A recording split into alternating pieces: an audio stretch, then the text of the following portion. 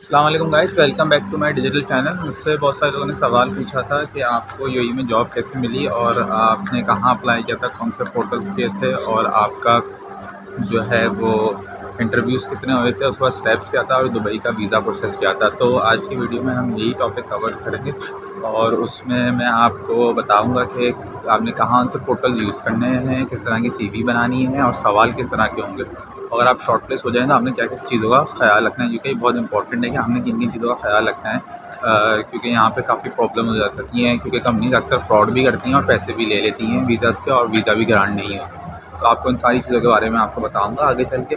तो आइए चलते हैं अपने वीडियोज़ की। अच्छा जी, फर्स्ट थिंग फर्स्ट कि आपने पोर्टल्स क्या यूज़ करने हैं जॉब अप्लाई करने के लिए। यहाँ पे जॉब अप्लाई करने के लिए पोर्टल्स तो बहुत सारे हैं, लेकिन जो टॉप 3 हैं वो मैं आपको बता दूँगा, क्योंकि पोर्टल्स तो बहुत सारे हर जगह होते हैं जॉब्स अप्लाई करने के लिए। लेकिन जहाँ पे आपने बिल्कुल अपडेट रहना है वो मैं आपको बता देता हूँ। आपको पता ही होना चाहिए, लिंक्डइन इज़ वेरी इंपॉर्टेंट। ठीक है, लिंक्डइन के अलावा अगर आप बात करें तो इंडीड है, इंडीड पे जॉब्स काफ़ी आती हैं और आप इंडीड पे अपडेट हैं। तीसरा, यहाँ पे नौकरी गल्फ़ बहुत फेमस है, तो आपने नौकरी गल्फ़ पे भी बिल्कुल अपडेट रहना है। नौकरी गल्फ़ पे भी आप अपनी सीवीज़ डाल के रखें और अपना पोर्टफोलियो बना के रखें। जितना अच्छा आपका पोर्टफोलियो होगा, जितनी अच्छी आपकी सीवीज़ वगैरह बनी हुई होंगी, रिज्यूमेज़ वगैरह। आजकल एटीएस सिस्टम चलता है, तो कोशिश करें कि ऐसे बॉक्स इमेजेस यूज़ ना करें कि एआई उसको उठा ना सके। आप कहीं भी सीवी अपडेट करते हैं तो एआई उसको उठा लेता है, ऑटोमेटिक आपका फॉर्म फिल करता है। तो कोशिश करें टेक्स्ट बॉक्स यूज़ करें या प्योर वर्ड पे जो है ना टेक्स्ट डालें।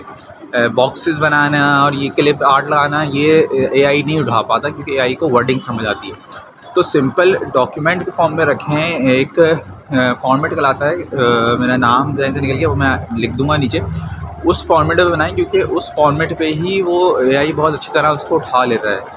तो उसी फॉर्मेट में बनाएं और फिर इन तीनों वेबसाइट्स पे अपडेट है अप्लाई करते रहें। अच्छा, इंटरव्यू के दौरान ना आपको अपने आप को सेल आउट करना होगा। You have to upskill your level. आपको अपनी स्किल्स बतानी होगी, एबिलिटीज़ बतानी होगी, क्वालिफिकेशन, मैंने क्या क्या किया, मैंने किस तरह के मसले रिजॉल्व किए, I was a team lead. इस तरह से लेके ना आपको अपने आप को पूरा अपस्किल करके सेल आउट करना होगा। ये बहुत ज़रूरी है, क्योंकि एम्प्लॉयर जो है ना वो ऐसा देख रहा होता है कि कौन उसकी कंपनी के लिए अच्छा है।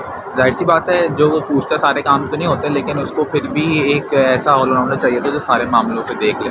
तो आप लोग अपने आप को अपस्किल करें और अपने स्किल्स वगैरह को काफ़ी एनहांस करके बताएं उसको, और उसको अच्छे से एक्सप्लेन करें कि आप क्या क्या कर सकते हैं।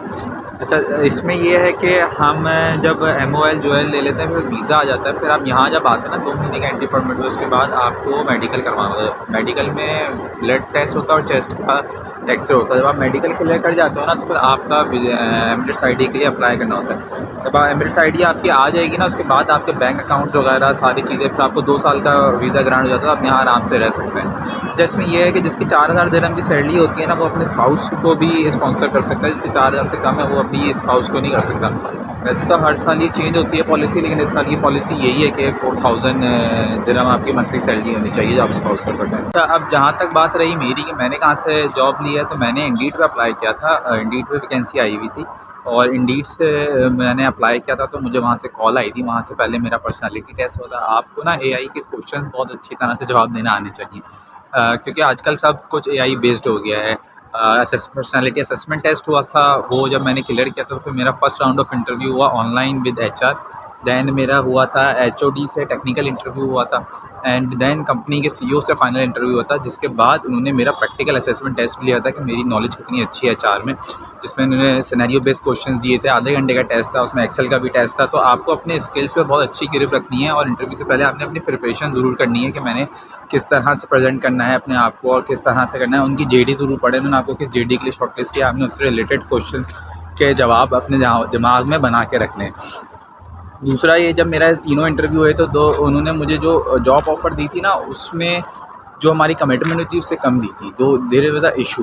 तो आपने उस इशू को रिज़ॉल्व करना है कैसे है, इसका भी होता है। आपको टैक्टिक्स आनी चाहिए, किस तरह से नेगोशिएशन वगैरह करनी है। फिर वो जब आपको जॉब ऑफ़र हो जाए, आप उनसे कॉन्ट्रैक्ट कर लें, तो उसके बाद यहाँ पे कंपनीज़ पैसे लेती हैं वीज़ा लगवाने, तो आपने पैसे नहीं देने। ठीक है, ये आप याद रखना, पैसे आपने नहीं देने, क्योंकि वीज़ा जो है वो एम्प्लॉयर ने देना होता है एम्प्लॉई को, एम्प्लॉय ने नहीं परचेज़ करना होता। आपको MOL आएगा, मिनिस्ट्री ऑफ लेबर है यूएई की, वहाँ से आपका कॉन्ट्रैक्ट बनेगा जिस पे आप रजिस्टर होंगे कि मुझे ये कंपनी हायर कर रही है, तो वो आपको कॉन्ट्रैक्ट देगी। आपने उस पर साइन करना है, फिर JOL आएगा, जॉब ऑफर लेटर होता है वो भी गवर्नमेंट का होता है, क्योंकि इधर यहाँ सब चीज़ें गवर्नमेंट में रजिस्टर होती है। आपने वो साइन करना है। जब MOL जो है JOL साइन हो जाएगा, फिर आपका वीज़े के लिए अप्लाई होगा।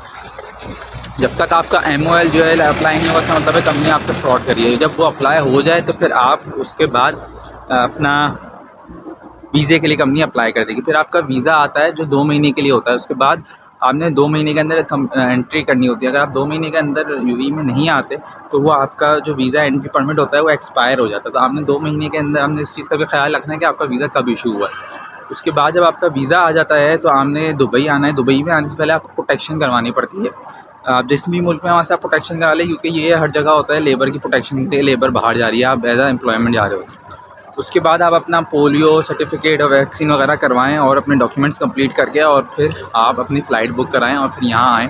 यहाँ आएंगे, यहाँ पे आके आपका मेडिकल होगा। मेडिकल के बाद आपका वीज़ा अप्लाई होगा। जब तक आप मेडिकल में फ़िट नहीं आएंगे तब तक आपका वीज़ा भी अप्लाई नहीं हो सकता। तो आपका वीज़ा अप्लाई होने के लिए ज़रूरी है कि आप पहले मेडिकल करवाएं और उसके बाद आपका वो होगा।